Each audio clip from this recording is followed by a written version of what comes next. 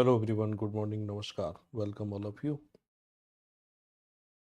आज की इस क्लास में आप सबका स्वागत है। ये क्लास महत्वपूर्ण है। अगर आप कोई भी कॉम्पिटिटिव एग्जाम में बैठते हो और उसमें पॉलिटी के जो टॉपिक हैं, भारतीय संविधान के जो टॉपिक हैं, उन सब में इससे प्रश्न बनते हैं। यानी फंडामेंटल राइट, मौलिक अधिकार जो हैं, इसलिए इसको बहुत अच्छे से कवर कर लेना चाहिए। अगर आप इसको अच्छे से कवर कर लेते हैं तो ये समझ लो कि आप मतलब कहते ना कि पका पकाया हुआ मार्क्स जो है वो नहीं छूटेगा, है ना। इतना एक अच्छा टॉपिक है, इंटरेस्टिंग टॉपिक है और आसानी से समझ में भी आ जाता है। हाँ, थोड़ा सा इसमें कॉम्प्लिकेशन बढ़ते हैं तो उन कॉम्प्लिकेशन को मैं दूर करूँगा। ये टॉपिक जो है प्रीलिम्स के लिए भी महत्वपूर्ण है और मुख्य परीक्षा के लिए भी महत्वपूर्ण है। संविधान के भाग 3 और आर्टिकल नंबर इसमें 12 टू 35 के बीच में ये आता है। ठीक, मैं बिल्कुल बेसिक से यहाँ स्टार्ट करता हूँ। आपको मौलिक अधिकार, फंडामेंटल राइट क्या होते हैं, इनकी आवश्यकता क्या पड़ी, दूसरे जो सिटीजन राइट्स रहते हैं उनसे ये कैसे अलग रहता है। तो होता क्या है कि जैसे जैसे ह्यूमन डेवलपमेंट, मानव विकास होता है, मानव विकास, मनुष्य का विकास होने का मतलब ये है कि हमारी जो एक्टिवनेस है, सक्रियता है, ये बढ़ती जाती है। पहले हम बायोलॉजिकल एनिमल से तो बाहर ही निकल के आ जाते हैं। अब सिर्फ हम उस तरीके से रिएक्ट नहीं करेंगे, अब हम एक्टिव होकर के हर काम करते हैं, है ना। तो हमारी क्या हुआ, मानव विकास होने के साथ साथ सक्रियता बढ़ गई। सक्रियता बढ़ गई इसका मतलब क्या होता है कि सोशली, सामाजिक रूप से भी हम एक्टिव हो गए बहुत ज़्यादा। इसका मतलब ये होता है कि हम आर्थिक रूप से भी हमारे एक्टिवनेस विकास हुआ है, सामाजिक पहलू का, आर्थिक पहलू का, राजनीतिक, है ना। पहले पूर्व की तुलना में अब चीजें जमीन आसमान का इनमें अंतर आ चुका है। अब मानव की सक्रियता बढ़ जाती है। मनुष्य जो है समाज के रूप में रहता है जहाँ सभी अलग अलग मान्यताओं के लोग रहते हैं। तो समाज में क्या होगा, विषमताएं पाई जाएंगी। विषमताओं का मतलब है विविधताएं पाई जाएंगी, इनइक्वालिटी रहेगी। ठीक है। अब विषमताएं जब पाई जाती हैं तो लोग आपस में ग्रुप भी बनाएंगे, समूह भी बन जाएंगे। ठीक है। तो जब समूह बन जाएंगे, मेरे गोल, मेरे लक्ष्य कुछ और है, मुझे कुछ चाहिए, दूसरे व्यक्ति के लक्ष्य और है, तो आपस में क्या होगा कि व्यक्ति का टकराव बढ़ेगा। नहीं कि यहाँ क्या होगा कि लक्ष्य प्राप्ति को लेकर, गोल प्राप्ति को लेकर, गोल से मतलब सिर्फ मैं यहाँ ऐसे नहीं समझना कि हमें सिलेक्शन हमारा गोल है। हम अच्छा खाद्यान्न प्राप्त करना चाहते हैं, अच्छे कपड़े पहनना चाहते हैं, अपने लिए आवास चाहते हैं। तो लक्ष्य प्राप्ति के लिए क्या होगा, संघर्ष, कॉन्फ्लिक्ट बढ़ेंगे ही, क्योंकि लोग समूह के रूप में डिवाइड हो जाएंगे। तब क्या होगा, उसका समाधान चाहिए, है ना। सॉल्यूशन खोजना पड़ेगा कि इस संघर्ष को हमें कैसे भी करके सॉल्व करें। ठीक। तो इस संघर्ष का समाधान दूसरा क्या हो सकता है कि संघर्ष को कैसा करें, जब संघर्ष ज़्यादा बढ़ जाता है, अराजकता हो जाती है, तो इसको सीमित करें, लिमिटेड करें, बहुत कम संघर्ष हो। तो समाधान संघर्ष का कैसे होगा, उन कॉन्फ्लिक्ट को, उन विरोधाभासों को हम किसी कानून के तहत सीमित कर दें। तो इसके लिए आवश्यकता किसकी पड़ती है, इसके लिए आवश्यकता पड़ती है अधिकारों की। इस सबको कुछ कुछ अधिकार डिफाइन कर दिए जाएं और वही हमारा संविधान ये काम करता है ना। अधिकारों की आवश्यकता पड़ती है। अब यहाँ अधिकार वर्ड आ गया है, तो अधिकार कितने प्रकार के होते हैं वही वो भी यहाँ पर बड़े आसानी से डिफाइन कर देता हूँ। अधिकार, राइट्स। तो अधिकार एक तरफ ऐसे अधिकार होते हैं जो नैतिक अधिकार भी कहलाते हैं, एथिकल राइट्स। ठीक। एथिकल्स राइट का मतलब ये होता है कि हम लोग दूसरे जो एनिमल हैं या दूसरे जो पशु जिन्हें कहलाते हैं उनसे अलग क्यों हैं, क्योंकि हम मानव हैं। तो मानव के अंदर कुछ गुण पाए जाते हैं, जैसे करुणा, दया, मानवता, है ना। तो ये जो गुण रहते हैं, इनके कारण हमारे अंदर कुछ व्यक्तिगत रूप से कुछ ऐसे अधिकार हैं कि हम दूसरे को पीड़ा में देखकर स्वयं भी पीड़ित महसूस करते हैं। दूसरे की परेशानी को देखकर हम चाहते हैं कि उसकी परेशानी को दूर किया जाए। यानी ये मनुष्य में व्यक्तिगत होते हैं, उसके स्वभाव की वजह से। कुछ जैसे साधु लोग हैं, है ना? सूफ़ी लोग हैं, उनका स्वभाव कैसा रहता है? कोमल रहता है। वो पक्षियों का, पशुओं का दर्द भी देख कर के भी वो पीड़ित हो जाते हैं। तो इसका मतलब है ये व्यक्तिगत है, इसको कानूनन नहीं। कोई व्यक्ति पीड़ित है या भूखा है तो हो सकता है कुछ व्यक्ति को पीड़ा महसूस हो और उसकी सहायता करें, कुछ लोग इग्नोर करेंगे। तो ये व्यक्तिगत इंडिविजुअल होता है। जैसे-जैसे समाज का विकास होता है, वैसे-वैसे ये नैतिक अधिकार बढ़ते जाते हैं। सामाजिक विकास के साथ-साथ नैतिकता बढ़ती है। समाज में विकास नहीं होगा, व्यभिचार होगा, शराबखोरी होगी, जुआखोरी होगी, तो उसमें नैतिकता खत्म हो जाएगी, लूट-पाट होगी, छीनने की पावर होगी। जब यहाँ सामाजिकता बढ़ेगी, सबके पास सब चीज़ें होंगी, तो ये चीज़ें आने लगती हैं। यही आगे चल कर के क्या हो जाते हैं, एक तरीके से इसको हम एथिकल राइट या सिविल राइट्स के रूप में भी जानते हैं, है ना? तो अब दूसरे अधिकार, एक अधिकार तो हमने नैतिक की बात कर दी, नैतिक हम एथिक्स वाले पेपर में पढ़ते हैं, यहाँ उसकी पढ़ने की कोई आवश्यकता है नहीं। दूसरी तरफ अब हम वो अधिकार जो व्यक्ति को नागरिक होने के नाते प्रदान किए जाते हैं, किसी भी देश में वो सिटीज़न है, तो उसको जो अधिकार मिलते हैं, तो उनको हम यहाँ पर क्या बोलते हैं, नागरिक अधिकार। नागरिक अधिकार के अंतर्गत अगर और डिवीज़न करें तो एक तरफ आते हैं विधिक अधिकार, जिसे हम लीगल राइट भी कह सकते हैं, है ना? दूसरी तरफ यहीं पर नागरिक अधिकारों के रूप में आ जाते हैं फंडामेंटल राइट्स, मौलिक अधिकार जो हमारा संविधान प्रदान करता है। और इसके अलावा संवैधानिक अधिकार, कॉन्स्टिट्यूशनल राइट, संविधान प्रदान करता है लेकिन भाग 3 के बाहर है। ना इनको भी थोड़ा-थोड़ा मैं डिफाइन कर देता हूँ। जैसे सबसे पहले तो हम नागरिक अधिकार को ही डिफाइन कर लें कि सिटीज़न्स राइट्स क्या होते हैं? तो वे अधिकार जिनका उपयोग कोई नागरिक करे, विदेशी नहीं करेगा, कोई नागरिक उपयोग करता हो तो। ठीक? अब ऐसे अधिकार जब नागरिक करता है तो इसका मतलब है उन अधिकारों को प्रोटेक्शन मिला होगा, संरक्षण मिला होगा। किसके द्वारा संरक्षण मिला होगा? तो ऐसे अधिकारों को संरक्षण उस देश के संविधान द्वारा मिला होगा अथवा उस देश में कोई कानून होगा, कोई विधि होगा उसके द्वारा मिला होगा। जैसे हम मानव अधिकारों को भी रख सकते हैं, मानव अधिकारों को एक विधि के द्वारा, एक लॉ के द्वारा संरक्षण मिला है।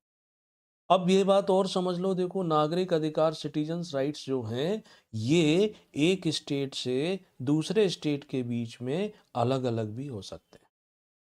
इसी राज्य में आपको कुछ अधिकार मिलते हो तो ज़रूरी नहीं कि दूसरे राज्य में भी वैसे ही अधिकार आपको मिलते होंगे। ये क्या हैं? ये सार्वभौमिक नहीं होते, है ना? जैसे हम ले लें कि यूनिफ़ॉर्म सिविल कोड हो गया, चकबंदी जैसे अधिकार हो गए तो वो अलग होते हैं।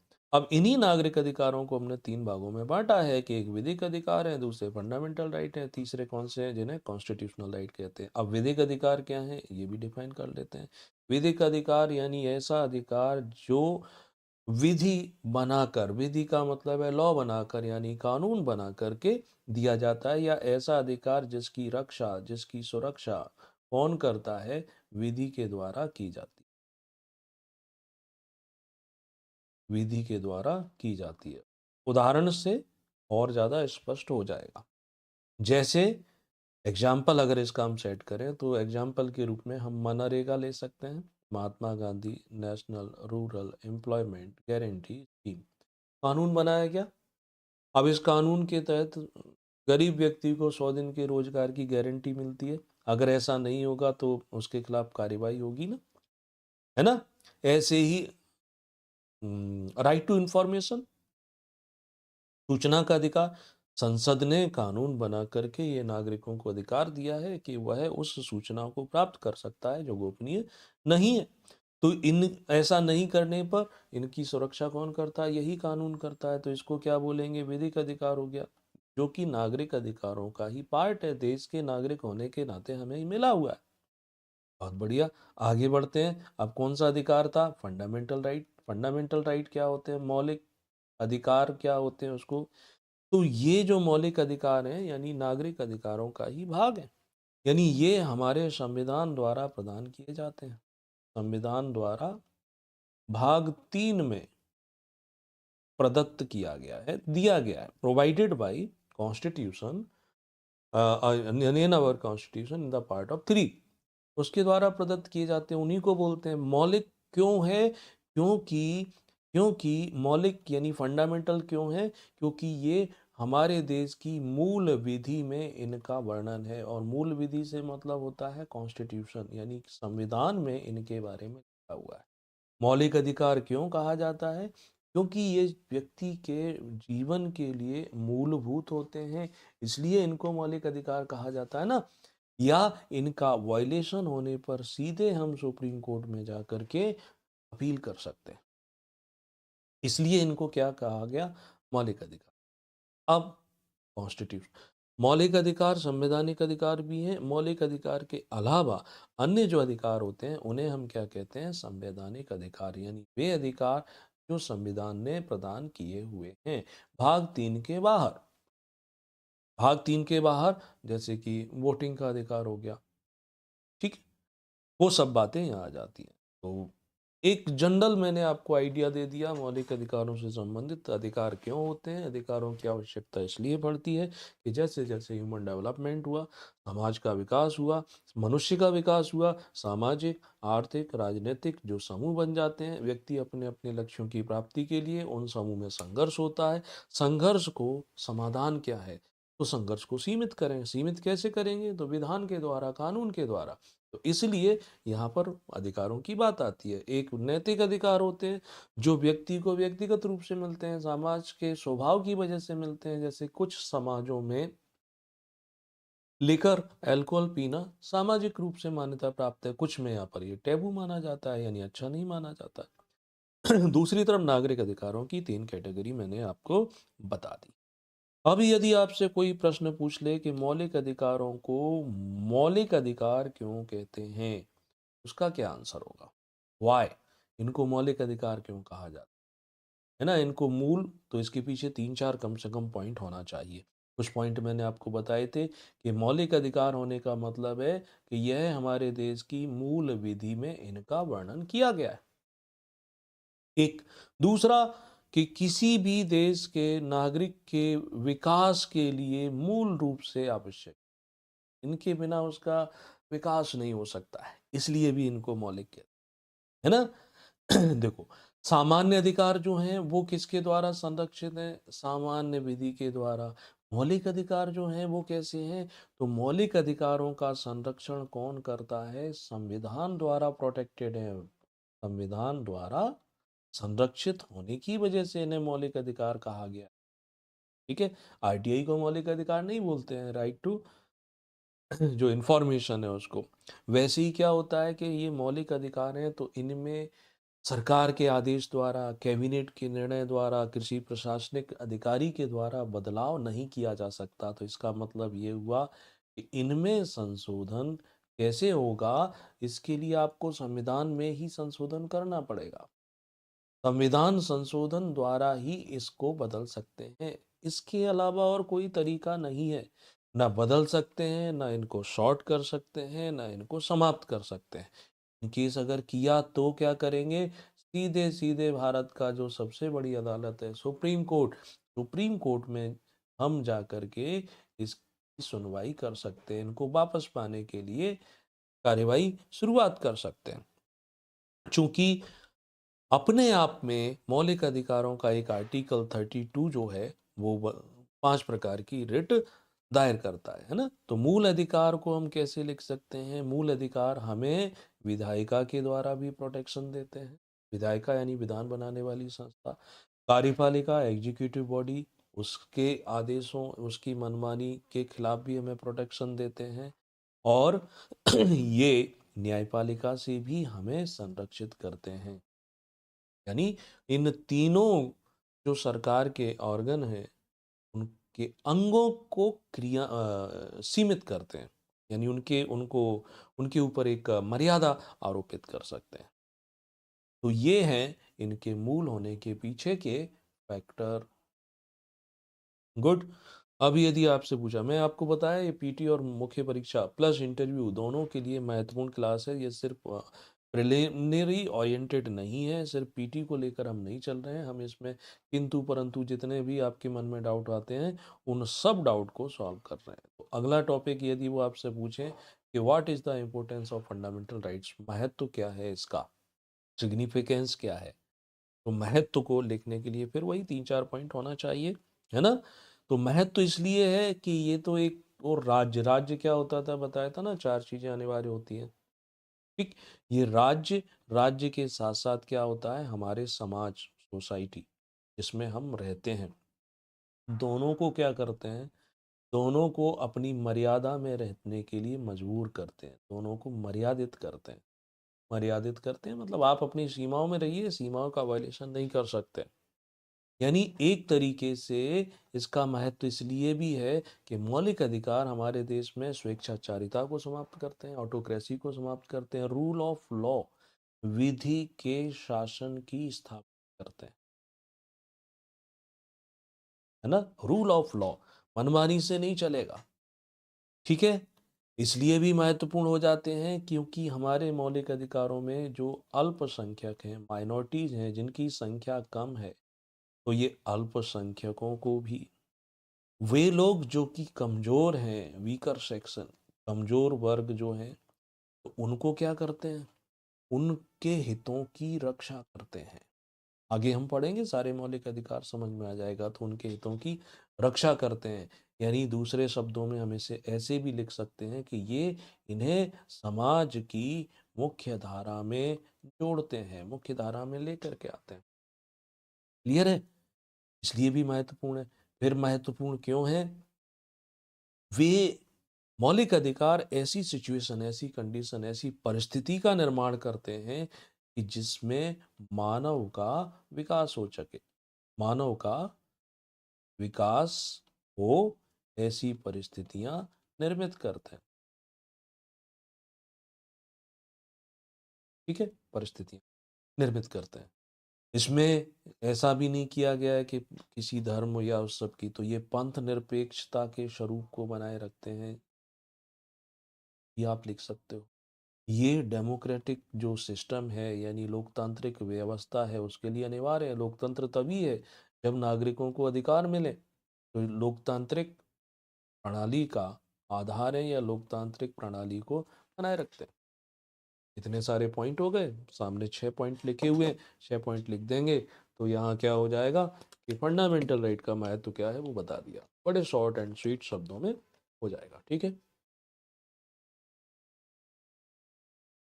नेक्स्ट, आगे बढ़ते। मौलिक अधिकारों में जैसे कहा गया आपको कि इसमें संशोधन नहीं किया जा सकता है सामान्य विधि के द्वारा, तो संशोधन इसमें कैसे होता है, अमेंडमेंट कैसे होता है? अमेंडमेंट तभी होगा जब आप संविधान में संशोधन कर सकते, है ना? तो संसद को अधिकार तो है कि संसद क्या कर दे, इनमें अमेंडमेंट कर दे, लेकिन संसद मनमाना संशोधन नहीं कर सकती। अगर उन्होंने तोड़ मरोड़ के रख दिए, मौलिक अधिकारों को समाप्त कर दिया, उसमें कमी कर दी, तो क्या करेंगे? सुप्रीम कोर्ट में चैलेंज कर सकते हैं, सुप्रीम कोर्ट डिसाइड करेगा, है ना? केशवानंद भारती वादों में बताया गया था, तो संशोधन की कठोर प्रक्रिया अपनाई जाती है। इनको, मौलिक अधिकारों को क्या कर सकते हैं? निलंबित किया जा सकता है कुछ कंडीशन में। निलंबन यानी सस्पेंशन जैसे कहते हैं, सस्पेंड किया जा सकता है। कब किया जा सकता है? नेशनल इमरजेंसी, ड्यूरिंग राष्ट्रीय आपातकाल, ड्यूरिंग नेशनल इमरजेंसी। बट उसमें भी कंडीशन है कि आर्टिकल नंबर 20 में जो दिया गया है, आर्टिकल नंबर 21 में जो दिया गया है, ये कभी भी सस्पेंड नहीं हो सकते, ये तो व्यक्ति को हमेशा मिलेंगे। ऐसे ही आर्टिकल नंबर 19 के अंतर्गत 6 प्रकार की स्वतंत्रताएं मिली हुई हैं। ये 6 प्रकार की स्वतंत्रताएं तभी निलंबित की जाएंगी जब नेशनल इमरजेंसी जो है किस आधार पर लगाई गई हो। नेशनल इमरजेंसी का आधार हो या तो किसी दूसरे देश ने आप पर आक्रमण किया है, बाह्य आक्रमण, या क्या स्थिति बनी हुई है, युद्ध की स्थिति बनी हुई है, वार सिचुएशन है, तो आप इनको स्थगित कर सकते हो। लेकिन जो आंतरिक अशांति या सशस्त्र विद्रोह की स्थिति में इनको सस्पेंड नहीं किया जा सकता। तो यहाँ जो 19 में है क्या, वो भी हम आगे देख लेंगे, ठीक? और इसके लिए भी राष्ट्रपति के द्वारा जो रिटन में आदेश दिया जाता है। चलिए अब आगे बढ़ते हैं। ये तो मौलिक अधिकार के मुख्य परीक्षा संबंधित जो चीज़ें थी वो मैंने क्लियर कर दी। भारतीय संविधान में मूल रूप से 7 मौलिक अधिकार दिए गए थे। वर्तमान में 6 मौलिक अधिकार बचे हुए हैं। कौन कौन से हैं? तो एक है राइट टू इक्वालिटी, जिसे कहा जाता है समता का अधिकार। दूसरा है राइट टू फ्रीडम, स्वतंत्रता का अधिकार। तीसरा है राइट अगेंस्ट एक्सप्लॉयटेशन, यानी शोषण के विरुद्ध अधिकार। चौथा आता है right to freedom of religion, धार्मिक स्वतंत्रता का अधिकार। नेक्स्ट है कल्चरल एंड एजुकेशनल राइट, यानी संस्कृति और शिक्षा संबंधी अधिकार। फिर नेक्स्ट है कॉन्स्टिट्यूशनल रेमेडीज, यानी संवैधानिक उपचारों का अधिकार। तो वर्तमान में 6 मौलिक अधिकार हमें मिले हुए हैं। ये कहाँ से लेके कितने आर्टिकल हैं वो भी बता दूं। कुछ ऐसे मौलिक अधिकार हैं जो किसको मिले हुए हैं, यानी सभी व्यक्तियों को प्राप्त है, सबको प्राप्त है, चाहे वो विदेशी हो चाहे वो देशी हो। जैसे आर्टिकल 14 के प्रावधान, 20 के प्रावधान, 21, 23, 25, 27, 28, है ना, आदि। कुछ ऐसे अधिकार हैं जो सिर्फ और सिर्फ भारतीय नागरिकों को मिलते हैं, 15, 16, 19, 29, 30। ठीक। तो वो सारे अधिकार जो हैं उनको हम धीरे धीरे करके देखेंगे। कुछ मौलिक अधिकार जो हैं इन्हें नकारात्मक माना जाता है, किसी को सकारात्मक माना जाता है। नकारात्मक का मतलब है कि ये राज्य के ऊपर कुछ प्रतिबंध लगाते हैं। सकारात्मक है, ये नागरिकों को कुछ करने की स्वतंत्रता देते हैं। एक एक करके सारे आर्टिकल आपको रटने हैं और उनका अर्थ भी समझना है, और यदि कोई पीछे पूछे तो एक्सप्लेन भी कर देना है। जैसे सबसे पहले आर्टिकल नंबर आता है 12 को हम समझ लें।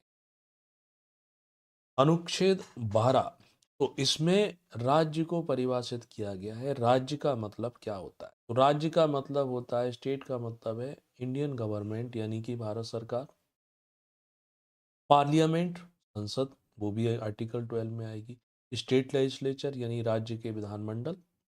स्टेट गवर्नमेंट, राज्य सरकार, है ना, राज्य के विधानमंडल जिनमें विधानसभा और विधान परिषद होती है, राज्य सरकारें, है ना। इसके साथ साथ और इसमें 12 में क्या आता है, इसमें वो सारे के सारे प्राधिकरण आ जाएंगे। प्राधिकरण, ट्रिब्यूनल्स जिन्हें कहते हैं, जैसे कि म्युनिसिपैलिटीज हो गए, म्युनिसिपल कॉरपोरेशन हो गए, जिनके पास क्या होता है, कोई लॉ बनाने का अधिकार होता है, कोई कानून, कोई उप कानून, कोई बायलॉ बनाने की शक्ति होती है। वो सब क्या कहलाएंगे? राज्य कहलाएंगे। यानी इस राज्य आर्टिकल 12 में उन सबको सम्मिलित कर दिया गया है जिसमें कोई कानून बनाने का अधिकार है। अब कानून बनाने का अधिकार होने की वजह से कहीं वो ऐसा कोई कानून तो नहीं बना देते हैं जिस कारण से मौलिक अधिकार समाप्त हो रहे हों, मौलिक अधिकारों का हनन हो रहा हो, मौलिक अधिकारों में कमी हो रही हो। कोई भी संस्था, कोई भी एजेंसी जो भारत सरकार, राज्य सरकार के अंडर में आती है, वो सब क्या है? राज्य कहलाता है, एज पर आर्टिकल नंबर 12।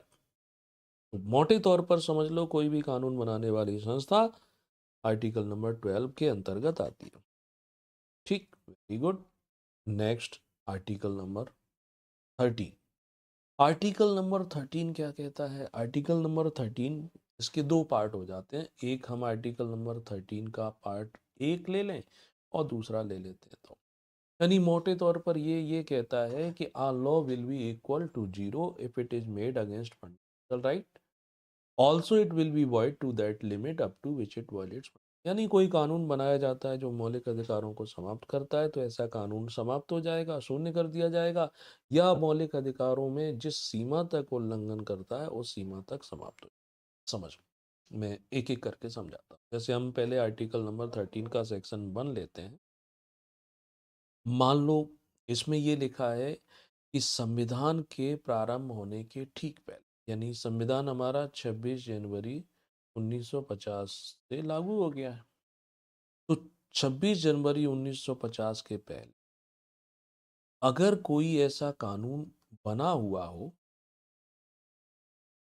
ऐसा कोई भी कानून बना हुआ हो, क्योंकि संविधान बनने के बाद लागू होगा, उस पर हम आगे चर्चा करेंगे, जो क्या करता है, जो फंडामेंटल राइट को समाप्त करता है या उसमें कमी करता है। कोई भी कानून जो हमारे संविधान लागू होने के पहले से बना है, जो फंडामेंटल राइट से असंगत है, तो वो क्या हो जाएगा? तो कैंसिल कर देंगे। और 30 आर्टिकल का 13 का सेक्शन 2 ये कहता है कि राज्य यानी संविधान लागू होने के बाद राज्य कोई ऐसा कानून नहीं बनाएगा। और राज्य क्या है, मैंने आर्टिकल 12 में आपको डिटेल में बता दिया। राज्य ऐसा कोई कानून नहीं बनाएगा जो फंडामेंटल राइट को समाप्त करता हो या फंडामेंटल राइट को कम करता हो, हनन करता हो। तो सुप्रीम कोर्ट क्या कर देगा, सर्वोच्च न्यायालय क्या कर देगा कि वह ऐसे कानून को समाप्त कर देगा। जिस सीमा तक उसने फंडामेंटल राइट का वायलेशन किया है तो उस सीमा तक उसको समाप्त कर देगा। ठीक है, तो ये है आर्टिकल नंबर 13 का महत्व। क्लियर है? तो शुरुआत के दो आर्टिकल भी जरूरी है, 12 एंड 13। अब चलते हैं हम एक पहले फंडामेंटल राइट पर। छह फंडामेंटल राइट है, जैसे राइट टू इक्वालिटी के अंतर्गत आर्टिकल 14 से लेके 18 तक लिखा हुआ है। राइट टू फ्रीडम, इसके अंतर्गत आर्टिकल 19 से लेके 22 है। राइट अगेंस्ट एक्सप्लॉयटेशन 23 एंड 24 दो हैं। फ्रीडम ऑफ रिलीजन में 25 टू 28 हैं। इसमें कल्चरल एंड एजुकेशनल राइट यानी सांस्कृतिक और शिक्षा संबंधी में दो आर्टिकल हैं। और कॉन्स्टिट्यूशनल रेमेडी सिर्फ एक आर्टिकल। तो हम सबसे पहले राइट टू इक्वालिटी को देख लेते हैं। 14 से लेकर 18 आर्टिकल पूरे आपको याद होना चाहिए, उसको अच्छे से याद करेंगे। बड़ा इंटरेस्टिंग है। इसमें लिखा है equality before law and equal protection of laws. इसका मतलब है विधि के समक्ष समता। पहले वाक्य का पहली लाइन का ये अर्थ निकलता है, विधि के समक्ष समता। और दूसरा है इक्वल प्रोटेक्शन ऑफ लॉज, इसका मतलब है विधियों का समान संरक्षण।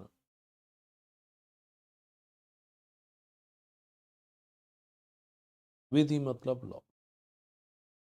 तो विधि के समक्ष समता, विधियों का समान संरक्षण। पहले का अर्थ यह है कि कानून सबके साथ समानता का व्यवहार करेगा, किसी भी प्रकार का कोई भेदभाव नहीं करेगा व्यक्ति और व्यक्ति के बीच में। और दूसरी बात जो है वो ये कहता है कि कानून सबके साथ समानता का व्यवहार तब करेगा जब उनकी परिस्थिति एक जैसी होगी। तो दोनों में इसे नकारात्मक अवधारणा माना जाता है और इसे सकारात्मक अवधारणा माना जाता है। सुनने में हमें ये लगता है कि विधि यानी कानून सबके साथ समानता का व्यवहार करता है, तो ये तो अच्छी बात है, कोई भेदभाव नहीं, कोई अमीर गरीब। लेकिन ऐसा नहीं।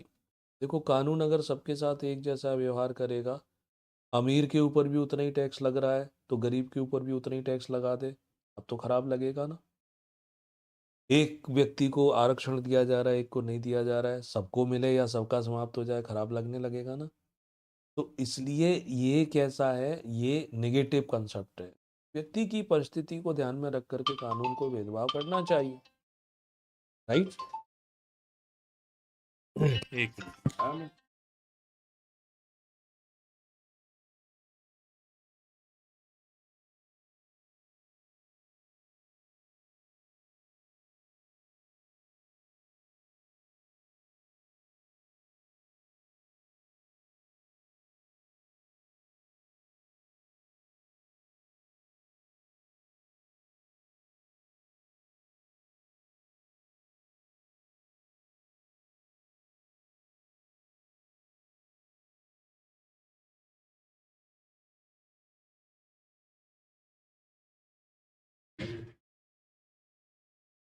हाँ जी।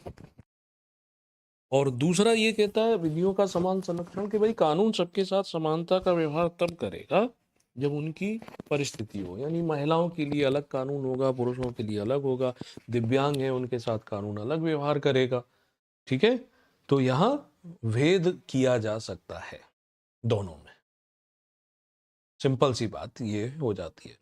आर्टिकल नंबर है 15, ये क्या कहता है, ये भी समानता की बात करेगा। आर्टिकल नंबर 15 जो है, इसमें बोला गया है कि ये 5 आधार बताए गए हैं। रिलीजन यानी धर्म, कास्ट जाति, सेक्स या इसमें जेंडर कह सकते हैं, मेल या फीमेल, रेस का मतलब है वंश या नस्ल, और प्लेस ऑफ बर्थ यानी जन्म स्थान। इन पांच में से किसी भी आधार पर नो डिस्क्रिमिनेशन यानी कोई भी भेद नहीं किया जाएगा। इन पांच के अलावा किसी अन्य आधार पर भेद कर सकते हो। ठीक है, जैसे उदाहरण के रूप में आपको बात करूं कि आरक्षण जो रिजर्वेशन है, रिजर्वेशन धर्म के आधार पर तो नहीं दिया जाएगा। आप देखते होंगे आजकल जैसे बीजेपी के प्रवक्ता बोलते हैं कि कांग्रेस ने धर्म के आधार पर आरक्षण दिया। तो चूंकि संविधान अलाउ ही नहीं करता है कि धर्म के आधार पर आरक्षण मिलेगा, इसके अलावा अन्य आधारों पर आरक्षण दिया जा सकता है। तो अन्य आधार पर ही आरक्षण देना, जैसे जो दिया जा रहा है तो उसके लिए आरक्षण क्या है, उसके लिए कि सामाजिक रूप से पिछड़ा है इस व्यक्ति, या शैक्षणिक रूप से पिछड़ा है इसलिए, तो सामाजिक और शैक्षणिक पिछड़ेपन के आधार पर दे सकते हो, जाति के आधार पर, रिलीजन के आधार पर भेद नहीं कर सकते हो। भेद जन्म स्थान के आधार पर भेद नहीं कर सकते, लेकिन निवास स्थान के आधार पर कर सकते हो। आप देखते हैं कि किसी स्टेट में पर्टिकुलर मूल निवासी को कुछ प्रायोरिटी मिलती है। ठीक है, तो 15 में ये सारी बातें जो की जाती हैं। अब इसी आर्टिकल नंबर 15 में एक्सेप्शन है, प्रावधान किया गया है कि महिलाओं के लिए अलग व्यवस्था की जा सकती है। अगर वो अलग व्यवस्था करते हैं, कमज़ोर वर्ग है उसके लिए अलग व्यवस्था करते हैं, तो उसे इस आर्टिकल का, इस मौलिक अधिकार का विरोध नहीं माना जाएगा, है ना? इसी आधार पर महिलाओं के लिए, ओबीसी के लिए, ठीक, तो सामाजिक और शैक्षणिक पिछड़ेपन के आधार पर ये दिया जाता है। आर्टिकल नंबर 16 इन्हीं 5 आधारों पर जो हमने पहले देखे थे, इन 5 आधारों पर पब्लिक एम्प्लॉयमेंट यानी जिसे हम लोक नियोजन कहते हैं, सरकारी नौकरी, उसमें किसी भी प्रकार के भेदभाव को रोकता है। आर्टिकल नंबर 16, ठीक। अब राज्य जैसे नौकरियों में रोकता है, तो फिर एससी के लिए, एसटी के लिए, है ना, बैकवर्ड क्लासेस के लिए आरक्षण दे सकता है। तो वो आरक्षण देने का आधार वही है कि चूंकि ये माना जाता है कि वो सामाजिक रूप से, शैक्षणिक रूप से पिछड़ा वर्ग है, समाज की मुख्य धारा में सम्मिलित करने के लिए क्या कर सकते हैं, उसके लिए दे सकते हैं। अस्थायी रूप से व्यवस्थाएं की गई, राजनीतिक कारणों से व्यवस्थाओं को बढ़ाया जा रहा है और राजनीतिक कारणों से नई नई जातियों को इसमें सम्मिलित भी किया जा रहा है ना? तो ये किया जा सकता है।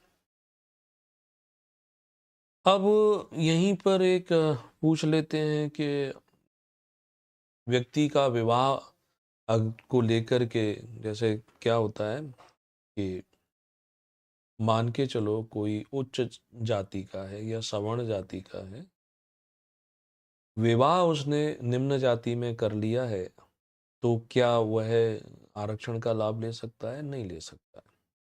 ठीक है, नेक्स्ट, विवाह उसका आधार नहीं बनता। आर्टिकल नंबर 17, इसमें बात की गई है एबोलिशन ऑफ अनटचेबिलिटी की, यानी अस्पृश्यता या छुआछूत जो है उसको समाप्त कर दिया गया है। यानी इसका अर्थ ये है कि जो भारतीय समाज में विसंगतियां व्याप्त थीं कि यहाँ पर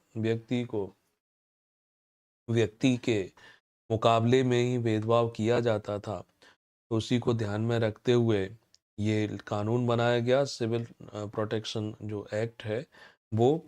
और अगर ऐसा करते हैं तो अब इसमें सजा के भी प्रावधान किए गए। ये जो सामाजिक बुराई थी उसको समाप्त करने की बात की जा रही।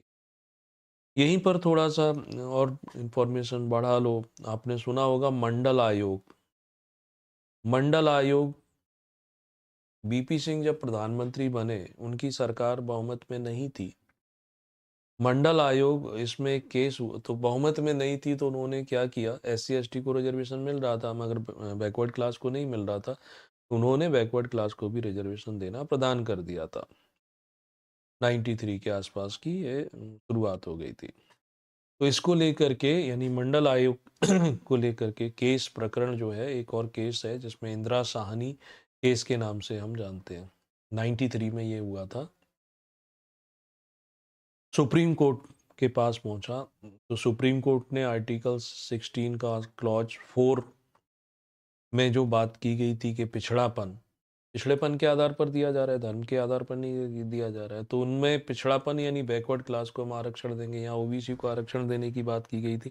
तो पिछड़ापन ये तय करते हैं यहाँ पर कि ज़रूरी नहीं है कि सामाजिक और शैक्षणिक दोनों पिछड़ापन हो। यानी अभी हमने देखा ना कि आर्टिकल 15 के तहत क्या अपेक्षा की जा रही है कि सामाजिक और शैक्षणिक रूप से पिछड़ापन है तो उसके लिए विशेष प्रावधान कर सकते हैं। जब बैकवर्ड क्लासेस को दिया गया तो 16 के सब क्लॉज 4 में जो पिछड़ेपन की व्याख्या थी, सुप्रीम कोर्ट उसमें ये कहता है कि सामाजिक और शैक्षणिक पिछड़ेपन को हम जैसा आर्टिकल 15 है उससे कंपेयर नहीं कर सकते, है ना। अब जैसे इसको और कैसे कनेक्ट करूं, हरियाणा में जाट जो हैं वो भी आरक्षण की बात करते हैं। तो वो ये किस आधार पर आरक्षण की बात करते हैं? शैक्षणिक आधार पर आरक्षण की बात करते हैं, क्योंकि जाट हरियाणा में सामाजिक रूप से तो पिछड़े नहीं है। सामाजिक रूप से पिछड़ेपन का मतलब क्या होता है कि व्यक्ति को अपने बराबर बैठने ना दिया जाए, उसको आपके साथ सम्मिलित ना होने दिया जाए। तो ऐसी चीज़ तो है नहीं, तो इसको हम सामाजिक पिछड़ापन तो नहीं बोल सकते। लेकिन शैक्षणिक पिछड़ापन है, हायर एजुकेशन में उनका प्रतिनिधित्व कम है। तो यहीं पर ये निकला कि देखो क्या कर सकते हैं कि जाति जो है, जाति को उन्होंने क्लास मान लिया, वर्ग मान लिया। तो वर्ग मान लिया यानी जाति में कोई सामाजिक रूप से पिछड़ा है, यानी बड़ी कॉम्प्लिकेटेड सी सिचुएशन बनती है। हम अपने भारत में अगर देखें तो कोई एक जाति एक राज्य में पिछड़ी है तो दूसरे राज्य में अगड़ी हो जाती है। कहीं पर जाति को ग्रुप वर्ग माना जाता है, कहीं पर जाति को उपजाति के रूप में मान लिया जाता है। तो ये सब धारणाएं चली, तो यही निकल कर के आया क्रीमी लेयर का कंसेप्ट कि जो बैकवर्ड क्लास है उसमें कितने क्या सभी को आरक्षण दिया जाएगा। तो क्रीमी लेयर का कंसेप्ट आया कि पर्टिकुलर इतने लाख रुपए से कम है तो बेनिफिट मिलेगा, उससे ज़्यादा नहीं है तो नहीं मिलेगा। पर एक सामान्य नियम ये भी पारित किया गया कि सभी प्रकार का आरक्षण जो होगा 50% की सीमा को क्रॉस नहीं करेगा किसी भी तरीके से। अगर ये इससे अधिक हो जाएगा तो उसको कैंसिल कर देंगे। मध्य प्रदेश का ही उदाहरण ले लो, यहाँ 50% की सीमा तो कब की खत्म कर दी गई है। मध्य प्रदेश में ओबीसी को 14% रिजर्वेशन मिलता था, है ना। अब 14% ओबीसी को, एससी एसटी इनका रिजर्वेशन मिला करके वो 50% हो जाते थे। लेकिन कमलनाथ सरकार ने आकर के इसमें 13% और यानी 27% कर दिया। 27% कर दिया यानी आरक्षण हो गया 63%। 10% ईडब्ल्यूएस का यानी आरक्षण कितना हो गया 73%। तो ये तो 50% की सीमा से बहुत बाहर चला गया है। और इसी कारण से आज आप देखते होंगे कि जब से ये आरक्षण बढ़ाया, हाईकोर्ट ने बार बार इसको कैंसिल किया। सरकार राजनीतिक कारणों से इसे कैंसिल नहीं कर रही है। तो 87 और 13 के फॉर्मूलों को लेकर के सारी भर्तियां निकाली जा रही हैं, इसलिए नियुक्तियां भी नहीं हो रही। है ना। तो ये किया जाता है, ठीक। अब इसमें भी रिजर्वेशन में भी कई ऐसे पद होते हैं, कई ऐसी वैकेंसी होती हैं जो मेरिट के आधार से ही भरी जाएंगी। यानी उनके लिए जरूरी नहीं होगा कि सिर्फ रिजर्वेशन के बेस पे भरी जाएंगी, क्योंकि उसमें गुण की आवश्यकता है तो गुणों की आवश्यकता हो। ये फैक्ट है। आरक्षण गुणों को, मेरिट को सप्रेस कर देता है, दबा देता है। ये तो फैक्ट है। इसमें हो सकता है आप में से कुछ लोग असहमत हो, मेरी बात से सहमत ना भी हो, तो फैक्ट है। नेक्स्ट आर्टिकल नंबर 18, इसमें कहा गया है एबोलिशन ऑफ टाइटल्स, उपाधियों को समाप्त कर दिया गया है। विभिन्न प्रकार की उपाधियां जो दी जाती रही थी, जो भेद करती हैं, लेकिन इसमें भी किंतु परंतु जुड़ा हुआ है कि शिक्षा, संस्कृति, सैन्य उपाधियां जो हैं वो दी जाती रहेंगी। कोई भी भारतीय नागरिक दूसरे देश से उपाधि टाइटल नहीं ले सकता है जब तक कि उसको परमिशन ना मिल जाए राष्ट्रपति से, है ना। तो ये भारत रत्न, पद्म श्री, पद्म भूषण जो हैं ये सांस्कृतिक शिक्षा संबंधी उपाधियां दी जाती हैं। इसी तरीके से मिलिट्री के क्षेत्र में परमवीर चक्र, महावीर चक्र, शौर्य चक्र, इस प्रकार की उपाधियां प्रदान की जाती हैं। तो पहला जो मौलिक अधिकार था वो हमारा यहाँ पर समाप्त हो जाता है। आर्टिकल नंबर 14 से लेकर के 18 तक ये हमने पूरा का पूरा पढ़ लिया। अब चलते हैं राइट टू फ्रीडम, स्वतंत्रता का अधिकार, 19 से लेकर के 22 तक। आर्टिकल 19, इस आर्टिकल 19 में 6 प्रकार की स्वतंत्रताएं दी गई हैं। किसको? भारतीय नागरिकों को दी गई हैं। है ना? तो पहला है freedom of speech and expression, यानी कि वाक एवं अभिव्यक्ति की स्वतंत्रता, यानी व्यक्ति को अपने विचार रखने की, बोलने की स्वतंत्रता है भारत में। दूसरा है right to assemble peaceably and without arms, यानी कि कोई भी ऐसा सम्मेलन कर सकते हो, सभा कर सकते हो, लेकिन वो कैसा होना चाहिए? हथियारों के बिना, निरायुध, यानी शांतिपूर्ण सम्मेलन सभा कर सकते हो। चाहे राजनीतिक हो, आर्थिक हो, सामाजिक हो, व्यापारिक हो, कुछ भी कर सकते हो। तीसरा है right to form any organisation, union, association, यानी कि किसी भी प्रकार का संघ, संगठन बनाने की स्वतंत्रता मिली हुई है। चौथा है right to move freely across the Indian territory, भारत का जो राज्य क्षेत्र है उसमें कहीं पर भी बिना रोक टोक निर्बाध भ्रमण कर सकते हो। Right to reside and settle in any part of country, भारत के किसी भी भाग में निवास करने की, बस जाने की स्वतंत्रता मिली हुई है।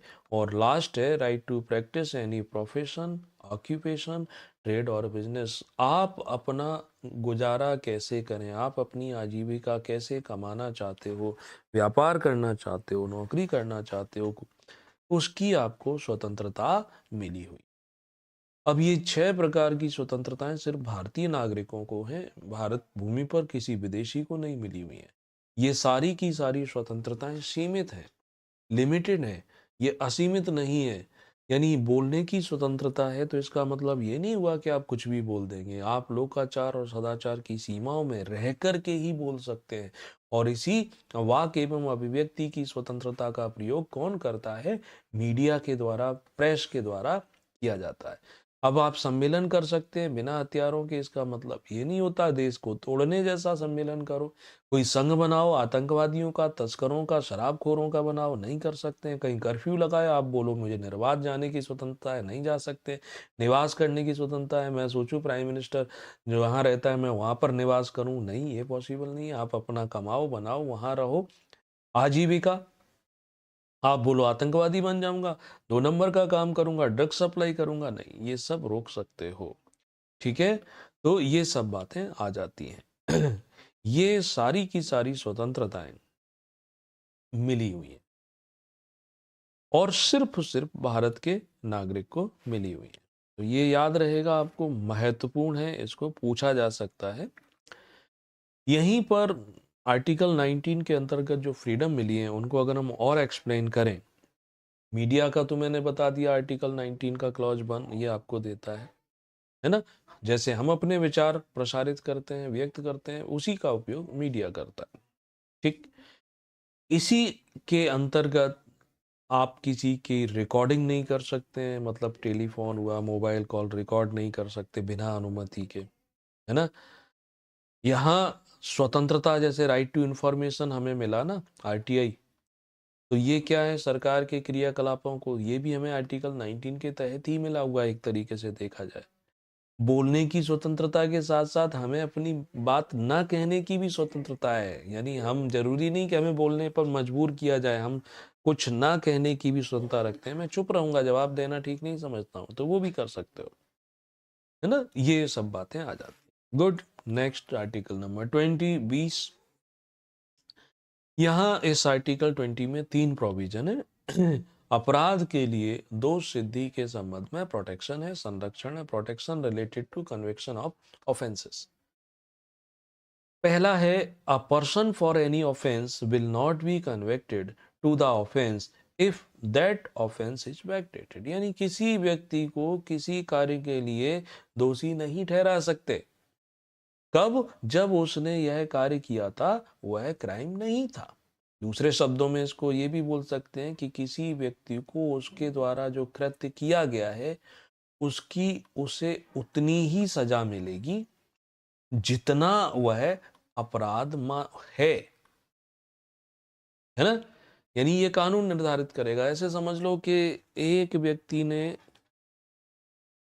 किसी के यहां डकैती डाली, ओके, एक व्यक्ति ने उसको मोबाइल या सिम कार्ड उपलब्ध कराया, उसे जानकारी नहीं थी कि ये लोग डकैती डालने जा रहे हैं, वहाँ पर ये मोबाइल, सिम कार्ड या बाइक का उपयोग करेंगे।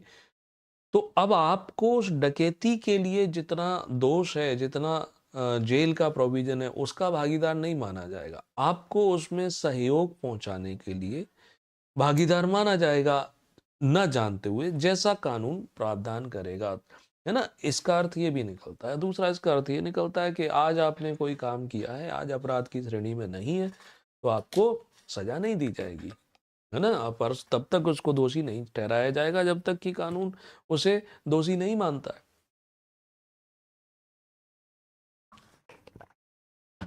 थोड़ा-थोड़ा वीडियो लाइक, शेयर, सब्सक्राइब ज़रूर करते रहो, है ना?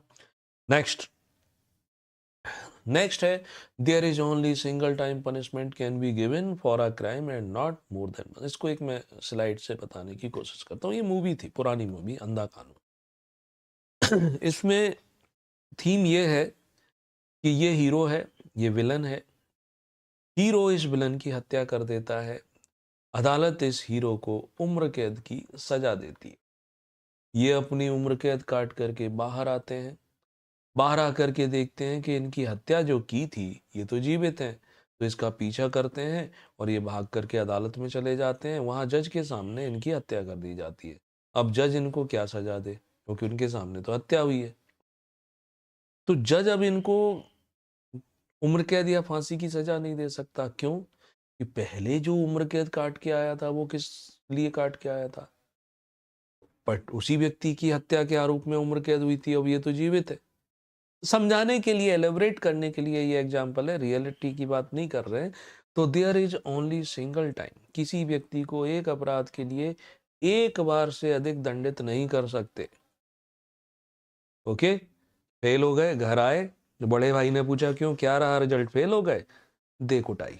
थोड़ी देर बाद पापा आते, बोला क्या रहा रिजल्ट, फेल हो गए, दे कुटाई। मम्मी को अवसर मिला, दे चिमटा, दे बेलन। तो अपराध तो एक ही है कि फेल हुए हैं एक ही एग्जाम में, लेकिन पता चल रहा है पनिशमेंट सारे लोग दे रहे हैं। कानून ऐसा नहीं बोलता। वो ये कहता है कि एक अपराध की सिर्फ एक ही बार सजा होगी। अगर पिटाई फेल होने के बदले में मिलने वाला पनिशमेंट है तो कोई एक व्यक्ति देगा, है ना? एक लाइट मोड में इसको समझाने की बात कर रहा हूँ। नेक्स्ट, तीसरा क्या कहता है, 20 का clause, no person accused of any offence shall be compelled और forced to be a witness against himself. किसी भी व्यक्ति को स्वयं के विरुद्ध गवाही देने के लिए मजबूर नहीं कर सकते, बाध्य नहीं कर सकते। किसी ने क्राइम किया है तो उसको मजबूर नहीं करोगे कि एक्सेप्ट करो, उसकी मर्जी। तो क्या करेंगे, एजेंसियां हैं, जो इन्वेस्टिगेशन एजेंसियां हैं, पुलिस है, वो विटनेस जुटाए, वो एविडेंस लेकर के आए, ठीक है? तो ये सारी की सारी चीजें जो आर्टिकल 20 में लिखी हुई हैं। नेक्स्ट, आर्टिकल नंबर 21 जो है, इसमें कहा गया है protection of life and personal liberty, यानी प्राण एवं दैहिक स्वतंत्र। प्राण एवं दैहिक स्वतंत्रता। प्राण और देह जब मिलते हैं तभी तो व्यक्ति जीवित होता है ना। तो व्यक्ति का, इसकी स्वतंत्रता, इसका मतलब ये हो जाता है प्राण, यानी कि ये क्या है, एक प्रकार से लाइफ। और स्वतंत्रता का मतलब पर्सनल लिबर्टी, इसको कोई नहीं छीन सकता।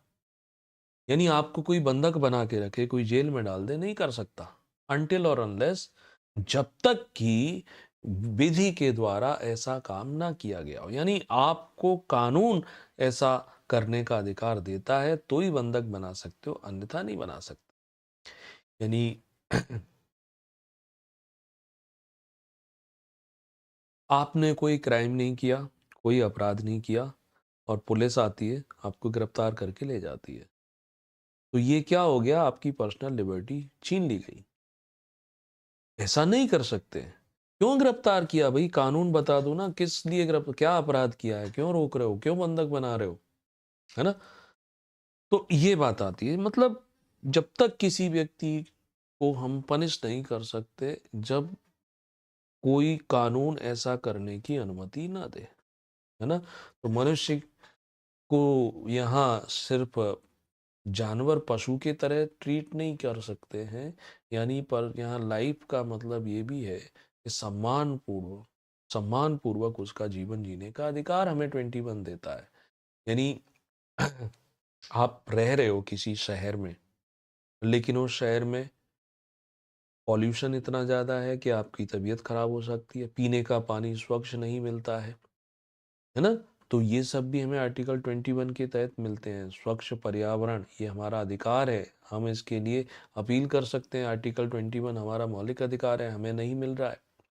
हमें राइट टू प्राइवेसी, निजता का अधिकार है। आप अपने घर में हो, अपने बेडरूम में हो, कोई आकर वहाँ वीडियोग्राफी करे, कोई कैमरा लेके आ जाए, चाहे मीडिया का हो, आप ये उसकी निजता का प्रोटेक्शन है, राइट टू प्राइवेसी। ऐसे ही गिरफ्तार करते हैं तो अब पुलिस जो है हथकड़ी भी नहीं लगाती है। पहले तो हथकड़ी के साथ साथ पैरों में बेड़ियां भी डाल दी जाती थी, अब पैरों में बेड़ियां तो डालना बिल्कुल अलाउड नहीं है ना? इस तो ये सब चीजें आ जाती हैं। अब इसी में राइट टू लाइफ है, ये जीवन का अधिकार है। एक तरीके से जीवन कैसा होगा? गरिमापूर्ण होगा। किसी व्यक्ति को कोई ऐसी बीमारी है जो ठीक नहीं हो सकती है और उसके शरीर में काफ़ी कष्ट है, जीवित रहना मुश्किल है, तो वो चाहता है इच्छा मृत्यु। अब मृत्यु का अधिकार क्या ये आर्टिकल 21 देता है? नहीं, मृत्यु का अधिकार आर्टिकल 21 नहीं देता। भारत में ऐसा कोई अधिकार नहीं। आत्महत्या करना चाहता है? नहीं, ऐसा कोई अधिकार नहीं है, ये तो अपराध माना जाएगा। तो 21 ये जीवन का अधिकार देता है, गरिमापूर्ण जीवन का अधिकार यहाँ पर मिल जाता है। एक पॉइंट और मैं क्लियर कर दूं, आर्टिकल नंबर 14 यानी विधि के समक्ष समता, विधियों का समान संरक्षण, आर्टिकल 19 जिसमें 6 प्रकार की स्वतंत्रता, और आर्टिकल नंबर आता है ये 21। ये तीनों बहुत महत्वपूर्ण है। इन तीनों को मिला करके क्या कहा जाता है? त्रिमूर्ति कहा जाता है। त्रिमूर्ति जो हमारे जीवन के लिए बहुत आवश्यक है, और सुप्रीम कोर्ट ने माना है कि तीनों आर्टिकल मिल करके एक अलग कानून बना देते हैं। यानी ये एक दूसरे के क्या है? सप्लीमेंट्री है, एक दूसरे के पूरक है। यानी यहाँ कोई अलग मीनिंग नहीं निकालते हैं, ये तीनों एक दूसरे को संबल प्रदान करते हैं। तो 21 हो जाता है। हमने स्टार्टिंग में बताया था कि सारे के सारे मौलिक अधिकार जो हैं ये सस्पेंड किए जा सकते हैं, लेकिन किसी भी परिस्थिति में article 21 and article number 22 suspend नहीं होता है। 21 यही था, 22 आगे बताने वाले हैं। 21A जो है बाद में जोड़ा गया, मूल संविधान में नहीं था। इसके लिए अमेंडमेंट हुआ है 86वां, 86 कॉन्स्टिट्यूशनल अमेंडमेंट किया गया 2002 में। राइट टू एजुकेशन के नाम से हम इसे जानते हैं, शिक्षा के अधिकार के नाम से जानते हैं। 6 से 14 आयु वर्ग, 6 to 14 एज ग्रुप के बालक बालिकाओं को कंपलसरी फ्री प्राइमरी एजुकेशन दी जाएगी। राज्य इसके लिए कानून बनाएगा, व्यवस्था करेगा, वो सब कुछ करेगा, ठीक। और ये कानून क्रियान्वित हुआ है 2009 से 4 अक्टूबर से। तो ये सब बातें 3 जगह संशोधन किया गया था 86 अमेंडमेंट 2002 के द्वारा। एक तो मौलिक अधिकार में, एक directive principle of state policy में, और दूसरा एक कर्तव्य भी जोड़ा गया था। 22 पर चलते हैं। 22 क्या कहता है? No person can be arrested without being informed about the grounds of arrest. यानी मोटे तौर पर ये समझ लो कि ये कुछ परिस्थितियों में गिरफ्तारी से प्रोटेक्शन देता है, बंधक बनाने से, डिटेन करने से ये संरक्षण प्रदान करता है। परिस्थितियां क्या रहती हैं? देखो, इसको हम दो भागों में बांट के पढ़ेंगे। दो परिस्थितियां होती हैं आर्टिकल नंबर, एक होती है सामान्य परिस्थिति, ऑर्डिनरी, और दूसरी होती है जिसे कहते हैं विशिष्ट परिस्थिति। ये आर्टिकल को दो भागों में बांट करके चल रहा है। सामान्य परिस्थिति यानी किसी व्यक्ति को यदि गिरफ्तार करते हैं तो क्यों कर रहे हैं, उसका बेस क्या है, कारण तो बताओ कि क्यों अरेस्ट करने आए हो। और 24 घंटे के अंदर अंदर, विद इन 24 आवर, किसी पास वाले मजिस्ट्रेट के सामने प्रस्तुत करना होगा, ट्रैवलिंग टाइम को काट करके, है ना? यानी पुलिस स्टेशन से या जहाँ से बंधक बनाया गया है जज के सामने लाने ले जाने में टाइम लगेगा उसको छोड़कर। अब ये मजिस्ट्रेट डिसाइड करेगा कि इसको बंधक बनाकर रखा जाए या छोड़ा जाए। ठीक है, ये सामान्य परिस्थिति में आर्टिकल नंबर 22 हमें अधिकार देता है कि आप एक तो आधार बताओ, ऐसे ही गिरफ्तार क्यों कर रहे हो, और 24 घंटे के अंदर जज के सामने पेश करो। जज डिसाइड करेगा कि इनको बंधक बनाना है या छोड़ना है। अब आते हैं हम विशिष्ट परिस्थितियां क्या होती हैं। विशिष्ट परिस्थितियों में ये जो है ना अलग व्यवहार करता है। विशिष्ट परिस्थितियों का मतलब है जैसे प्रिवेंटिव डिटेंशन, निवारक निरोध हिंदी में बोलते हैं, समझ।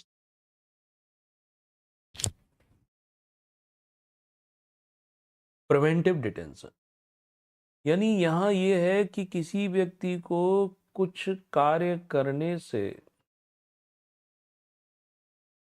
पहले ही रोक देते हैं। ये सब क्यों हो रहा है? गिरफ्तार कर रहे हैं, आपने एक्सीडेंट कर दिया, आपने मर्डर कर दिया, आपने चोरी कर दी, आपने हत्या कर दी, आधार ये है गिरफ्तार करने का, और जज डिसाइड करेगा कितने दिन जेल भेजना है नहीं भेजना। कार्य करने से पहले ही रोका जा रहा है, रोकना है, उसको बोलते हैं प्रिवेंटिव। प्रिवेंटिव यानी कि सुरक्षा पहले से, यानी किसी व्यक्ति को प्रिवेंटिव डिटेंशन के तहत गिरफ्तार किया जा सकता है तब ऐसी कंडीशन में 3 महीने से ज्यादा उसे गिरफ्तार नहीं कर सकते, 3 महीने से ज्यादा उसे जेल में नहीं रख सकते। और यदि उसे 3 महीने से ज्यादा समय के लिए जेल में रख रहे हो तो इसके लिए क्या होगा, एक एडवाइजरी बोर्ड होता है, सलाहकारी बोर्ड होता है सरकार की ओर से, आपको उसकी अनुमति लेनी पड़ेगी, उसके सामने रखना पड़ेगा कि हम उसको इतने समय तक रखना चाहते हैं। यानी हाई कोर्ट के जजों से मिलकर के ये बनता है। तो दो कंडीशन इसमें स्पष्ट हो जा रही है ना, प्रिवेंटिव डिटेंशन से नहीं रोकता है ये, सामान्य उससे तो आपको प्रोटेक्शन प्रदान करता है। तो कुछ कानून हैं स्पेसिफिकली, जैसे पोटा बना हुआ था, prevention of terror organise terrorism act, TADA, NSA तो अभी भी है, अभी यूएपीए करके कानून बना हुआ है। तो इन कानूनों के तहत अगर गिरफ्तार करते हैं तो ये 24 घंटे वाली लिमिट जो है इस पर लागू नहीं होती है ना, यानी प्रिवेंटिव डिटेंशन वाली चीज़ों पर होती है। तो समाप्त हो जाता है दूसरा भी मौलिक अधिकार, जो कहाँ से कहाँ तक था, 19 से 22 तक। तीसरा मौलिक अधिकार जो है शोषण के विरुद्ध अधिकार है, article number 23 and article number 24। सिर्फ दो हैं इसमें, जल्दी से इनको देख लेते हैं। ये क्या करता है 23 के, मनुष्य के दुर्व्यापार, वेगार, यानी सभी प्रकार के जो वेगारी है या कह सकते हैं कि उसके शोषण को रोकता है। दुर्व्यापार का मतलब हो गया कि एक तरीके से ऐसे कार्यों में लगाना जो मानवीयता नहीं है, जैसे वेश्यावृत्ति हो गया, दासों की खरीद फरोख्त होती थी। वेगारी का मतलब होता है मुफ्त में कार्य करवाना, काम करवा रहे हैं, सैलरी नहीं दे रहे हैं, बाजार दर पर नहीं दे रहे। बंधुआ मजदूरी, कर्ज लिया हुआ था बाप दादाओं ने, अब उसके पोते भी उसको चुकाने के लिए मजदूरी कर रहे हैं। ये सब चीजें जो हैं ये प्रतिबंधित हैं। तो दुर्व्यापार से मतलब क्या है मैं फिर बता दूं, किसी भी मेल, फीमेल, बच्चे, दुर्व्यापार, इनको किसी वस्तु की तरह सेल परचेज ना करना। जैसे वस्तु को खरीदते बेचते हैं ना, वैसे आदमियों को खरीदा बेचा जाए, वो रोकता है। इस दुर्व्यापार में मतलब वेश्यावृत्ति भी आता है, यानी अनैतिक व्यवहार आ जाता है। ठीक, इस 23 के अंतर्गत ही क्या किया जाता है, ये इसमें बच्चों के द्वारा जो मजदूरी की जाती है तो उस पर भी प्रतिबंध लगा देता है।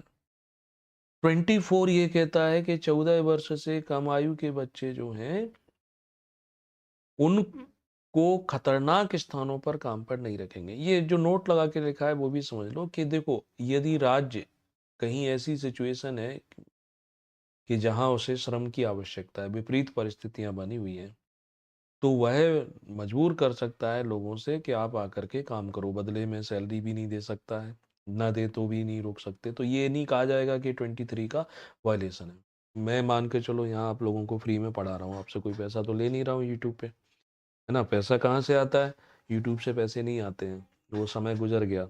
तब आते हैं जब आप कोई ऐड आता है, उस ऐड पे क्लिक करके देखते हो, ज़्यादा देर तक रखते हो, व्यूज़ ज़्यादा होते हैं, तो अन्यथा कोई पैसा वैसा नहीं आता है। ये वास्तव में चैरिटी है ना? पब्लिसिटी कह सकते हो, वो भी एक इनडायरेक्ट है। टू बी वेरी फ्रैंक, जो लोग चाहते हैं कि नहीं मैं क्लास में आके पढ़ूँ, मुझे ऑनलाइन उतना नहीं आया, तो वो हमारे लिए एक बेनिफिशियल होता है कि वो उसको हम अपनी क्लास में जाके बिठाते हैं। बट यूट्यूब पे आप घर में देख रहे हो तो उसमें तो कुछ भी नहीं है। तो सरकार ने बोल दिया कि आपको 2 घंटे आना है रोज सुबह समय, पब्लिक प्लेस की सफाई करना है, बदले में कोई मजदूरी नहीं दी जाएगी, कोई पैसा नहीं दिया जाएगा, तो वो वायलेशन नहीं माना जाएगा। और खतरनाक स्थानों पर बच्चों को काम पर नहीं रखेंगे, बाल श्रमिक जो है पूरी तरीके से प्रतिबंधित कर दिए गए। तीसरा, मौलिक अधिकार समाप्त हो जाता है। अगला जो मौलिक अधिकार है धार्मिक स्वतंत्रता संबंधी है, आर्टिकल 25 से 28 तक है। तो 25 से 28 है, उसके बाद फिर आर्टिकल नंबर जो 29 30 हैं वो हैं, 31 32 के बारे में भी बात करेंगे। उसके बाद जो बचे हुए हैं 33 34 35, उनको कल की क्लास में ले लेते हैं। तब तक क्या कर सकते हैं? लाइक कर सकते, तब तक और क्या कर सकते हैं? शेयर कर सकते हैं। कमी निकालो, कमी को लेकर के आप कमेंट करो, आपके जो डाउट्स हैं उनको लेकर के क्वेरी करो, पूछो, सब्सक्राइब करो सकते हैं। तो कल हम फिर मिलेंगे।